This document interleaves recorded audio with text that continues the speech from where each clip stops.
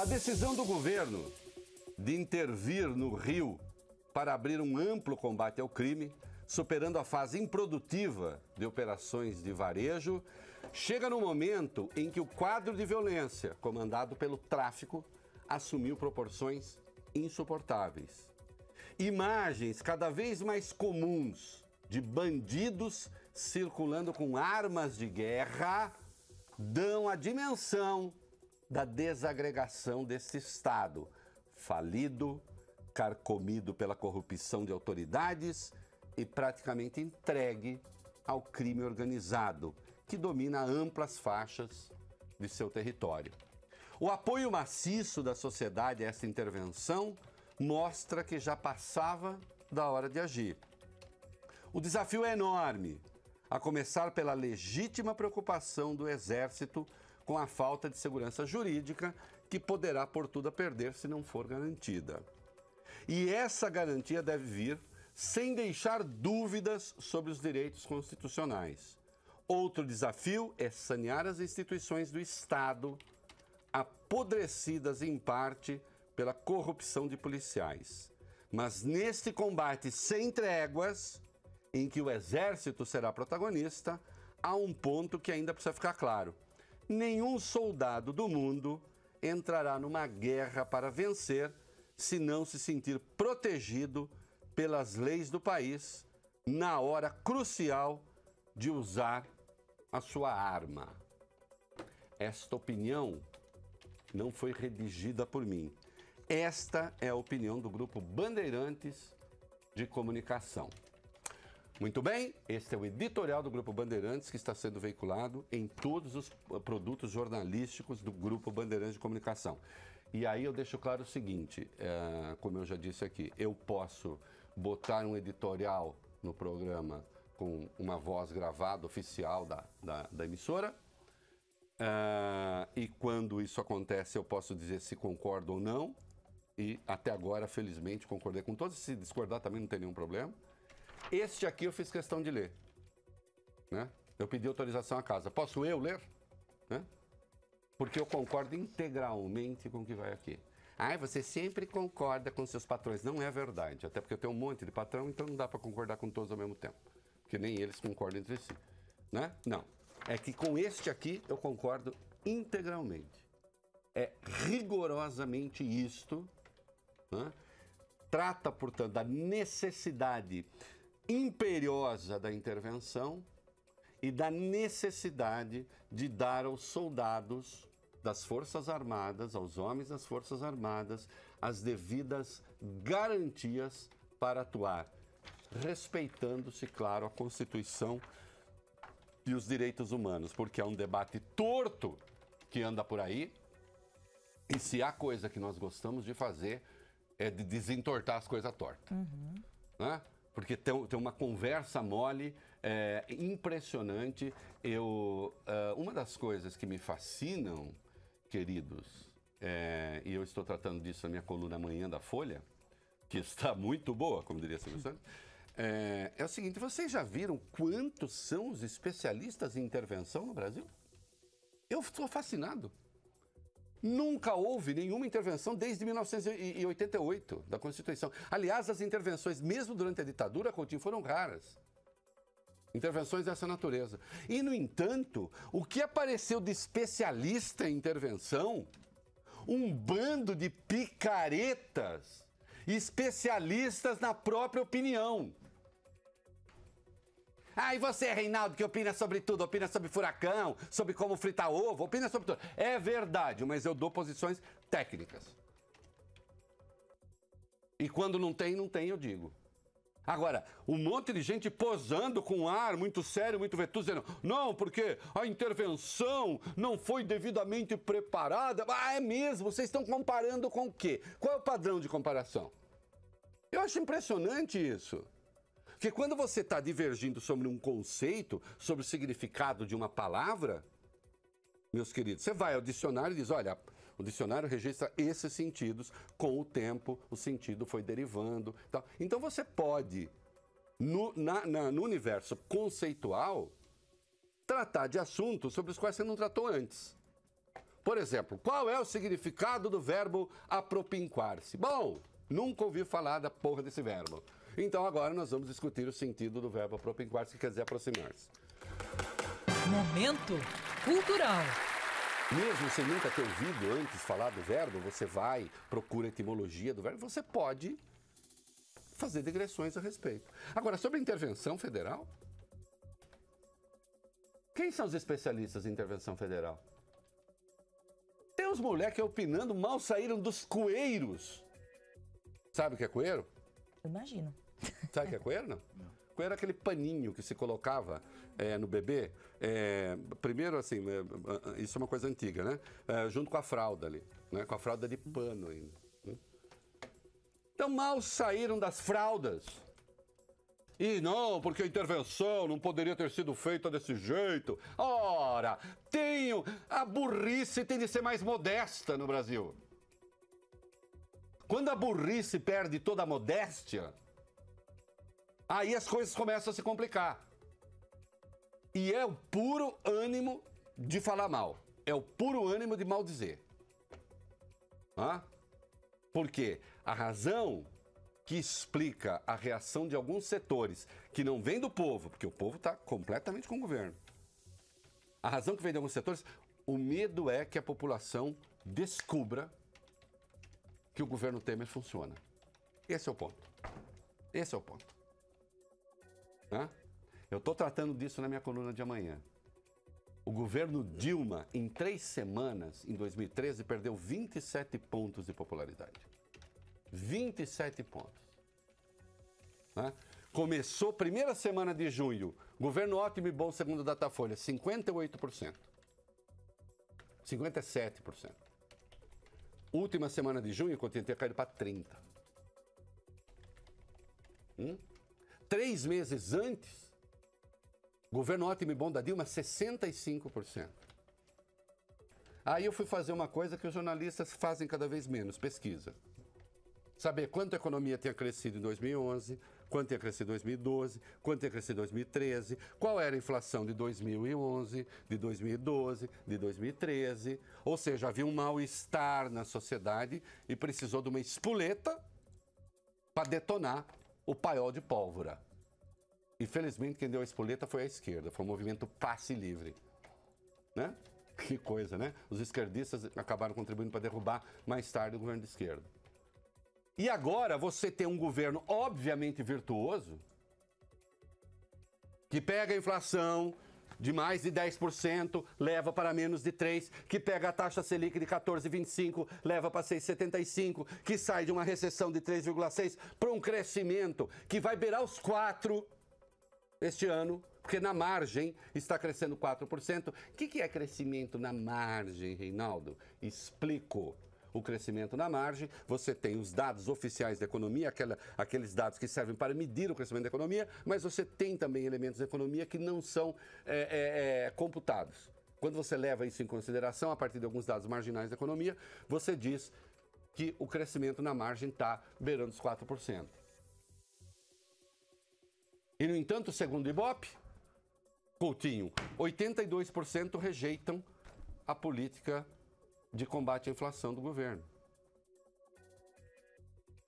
A política de juros do governo, 82.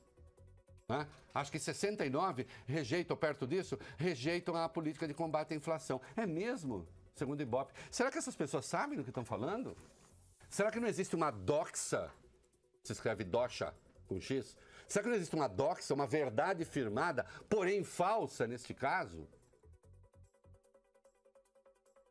Que impede que as pessoas façam a devida avaliação do governo?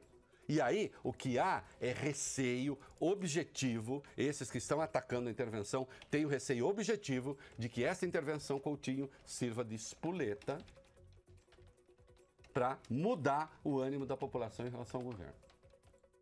Amanhã eu farei como editorial este texto, aqui eu dei as linhas gerais, que estará na Folha amanhã. Eu acho impressionante que exista este ânimo, essa determinação de não reconhecer as qualidades do governo. Uma coisa é você ter divergência ideológica, ela é legítima. Ela é legítima. Tá certo? Bom, eu não gosto, eu sou socialista, eu quero Estado maior, eu não gosto desse governo aí. Eu não sou da sua turma, mas você está dizendo, tem que dizer, Mayara, eu estou definitivamente dizendo que, do meu ponto de vista ideológico, portanto, eu não gosto do governo. Agora, negar as evidências de que o Temer tirou o país do abismo, aí não é questão de opinião. Não reconhecer é outra coisa, é mau caratismo. É mau caratismo. E eu, aí sim, nesse particular, com a devida vênia, tenho background para cobrar caráter das pessoas. Porque todo mundo sabe o que eu penso do Lula, todo mundo sabe o que eu penso do PT. Mas eu tenho a hombridade de fazer um juízo técnico sobre o processo, por exemplo, que ele foi condenado. Só que nem o PT faz isso. Nem o Lula faz isso. Nem o Lula faz isso. O Lula foi ontem lá em Belo Horizonte, fez um discurso que, se levado a sério, justifica a condenação e a prisão do Lula. O PT precisa botar um pouquinho a cabeça na forma também, se bem que eu não tenho nenhuma esperança de que isso aconteça. Bom, se eles não fazem, que pelo menos os conservadores de instituições o façam. E aqui aproveito para elucidar um conceito, mas só o farei, ô Japa, depois que o ar for dar uma resfriada. Sério? Eu tô com frio. Então é o seguinte... Tá calor aqui, né? Ai, calorento. Você sabe que tem uma máxima de que o ar-condicionado, a temperatura é sempre regulada para homens e não para mulheres. É verdade. E em razão da testosterona, evidentemente, o homem sente mais calor. Olha aqui. Dizem que é 22 graus a temperatura de ar-condicionado, que é aquela que você não sente nem frio nem calor. Aqui é a temperatura de avião, né? Sim. Muita gente tá morrendo de frio. É verdade. Olha aqui. O que é um conservador? Há uma grande confusão que se faz aí, né? E essa confusão se tornou ainda maior depois de um livro desastrado escrito por um gênio. Vou falar agora. Momento cultural. O gênio Norberto Bobbio, que escreveu a sua grande obra, O Dicionário de Política. E acho que foi o último livro que ele escreveu. Disso, eu não tenho certeza, mas acho que foi o último livro que ele escreveu, que se chama Direita e Esquerda. E o Bobbio fez uma bobagem ao referendar a teoria estúpida de que esquerdista é aquele que se preocupa com a justiça social e com a igualdade. E direitista é aquele que se preocupa, digamos, com a eficiência do sistema e pronto. Né? E que não está preocupado com a justiça e com a igualdade e acabou. Não. Absolutamente errado. Quem é você para discordar do Bobbio? Reinaldo Azevedo, muito prazer. Se precisar, discordo até do Papa. Já discordei de tradução do Vaticano e ganhei. Procura na internet.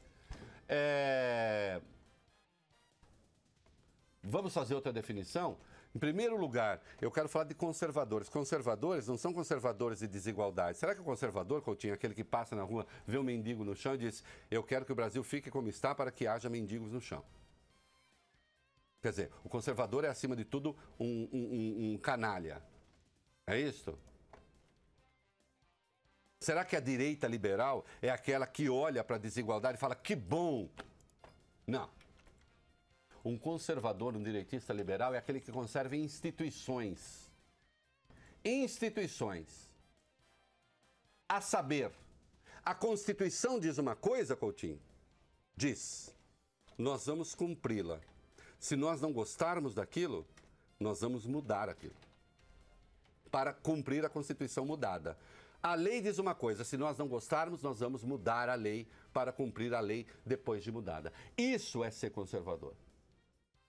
E não conservador de iniquidades. De sorte que a minha definição, portanto, para esquerda e direita é outra e, modestamente, muito melhor. Um esquerdista é aquele que acredita, estou falando sempre numa democracia, tá? É aquele que acredita que você pode atropelar a lei, Maiara, para fazer justiça social. E um direitista liberal como sou é aquele que acredita que sempre que você transgride a lei, ainda que para fazer justiça, você não faz justiça e provoca e abre a janela para injustiças novas. Ou não foi assim? Eu me lembro a primeira vez que o Supremo meteu a mão grande na Constituição. Agora, modernamente. E o fez, Coutinho, numa causa com a qual eu concordava e concordo, que foi a questão do casamento gay. Da união civil entre homossexuais, quando igualou a união civil entre homossexuais, de homossexuais com heterossexual. Eu sou favorável? Eu sou. Assinaria manifesto, iria para a rua, faria pressão, o diabo. Agora, a Constituição diz que a união civil é entre homem e mulher. Homem tem pirulito, mulher tem borboletinha, ponto final. O que você vai fazer com o seu pirulito, com a sua borboleta, aí o problema é seu. Ah, mas todo debate de gênero e tal, isso não está colocado na Constituição e não era vontade do constituinte originário, de quem fez a Constituição. Eu sou favorável à união civil? Sou favorável, mas tem que mudar a Constituição. O que não pode é a gente ter uma Constituição que diz uma coisa e o Supremo dizer, não, isso não vale. De sorte que nós temos hoje uma Constituição com uma coisa explícita lá e o Supremo dizendo, isso que está lá não vale. Quando isso aconteceu, no meu blog, eu fui lá e disse, sou favorável, mas isso está abrindo a janela para que o Supremo comece a meter a mão grande na Constituição. E a partir daí o Supremo perdeu a modéstia também e começou a se meter em tudo quanto é lugar. Hã? Vimos a ministra Carmen Lúcia proibindo o presidente de nomear um ministro de Estado. Jogando fora, Valeu Bene, o inciso 1º do artigo 84 da Constituição. Vimos os senhores ministros proibir financiamento público, privado de campanha, quando isso não está na Constituição, nem está sugerido na Constituição. Vimos o ministro Roberto Barroso legalizar o aborto, segundo ele, até o 3º mês de gravidez, quando o Código Penal é explícito nas duas únicas causas de exclusão de crime. Risco de morte da mãe e estupro. E o próprio Supremo já tinha acrescentado uma outra, por conta própria, que é a questão dos anencéfalos. Vimos o Supremo se meter na questão do rito do impeachment. Agora o Supremo se metendo na questão do foro especial. Cada ministro decidiu ser uma mônada, né? Usando a linguagem do Leibniz, filósofo, que dizia que o mundo era composto das unidades mínimas que o Leibniz imaginava, que é uma espécie assim de uma visão do átomo, né? Mas ele falava que eram as mônadas, as unidades mínimas e independentes. Né? E o mundo era composto da soma das independências. O Supremo, dessas independências, às vezes eu como as palavras, eu fico raciocinando. O Supremo está parecendo isso. Cada ministro decide, cada ministro é um Supremo particular. Por quê? Porque se descuida do que está escrito na Constituição. Um conservador como eu vai falar assim, o que é que diz a Constituição? E quando ela não disser explicitamente, qual é o espírito? O que pretendeu o constituinte originário? É assim que se faz na ordem democrática. Não essa bagunça, essa zona, esse lupanar técnico e teórico em que se está transformando o direito no Brasil. Nossa. Ui. Falou, hein? Falei.